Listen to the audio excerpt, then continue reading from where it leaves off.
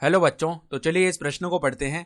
त्वरण से क्या अभिप्राय है, इसका मात्रक क्या है। ठीक है, तो हमें त्वरण से क्या अभिप्राय होता है वो बताना है और इसका मात्रक क्या होता है वो भी बताना है। ठीक है, तो प्रश्न में आगे बढ़ने से पहले इस प्रश्न से संबंधित जो मुख्य अवधारणा है उसकी हम चर्चा कर लेते हैं। तो मुख्य अवधारणा देखो क्या हो जाएगी।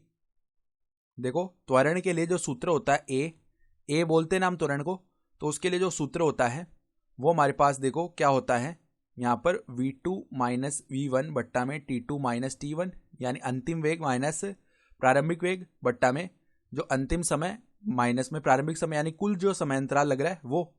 ठीक है, तो अब सवाल के मुख्य हल पे आ जाते हैं हम।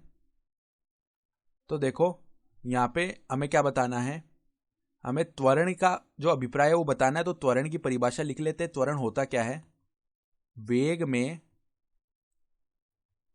में समय के साथ, वेग में समय के साथ नहीं, देखो वस्तु के लिए लिख लेते हैं। तो देखो किसी वस्तु के लिए वेग में परिवर्तन की दर को, किसी वस्तु के लिए वेग में परिवर्तन की दर को, परिवर्तन की दर को ही त्वरण कहते हैं, दर को ही त्वरण कहते हैं। और त्वरण जो है ना वो एक सदिश राशि होती है। ठीक है, तो यहाँ पे हमने ये जो a लिखा है ये a सदिश लिख लेते हैं। तो यहाँ पे v2 सदिश माइनस v1 सदिश हो जाएगा।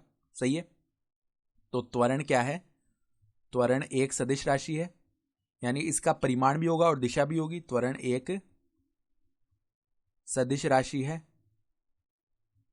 और इसका मात्रक अगर लिखना है तो मात्रक देखो हम कैसे लिख सकते हैं।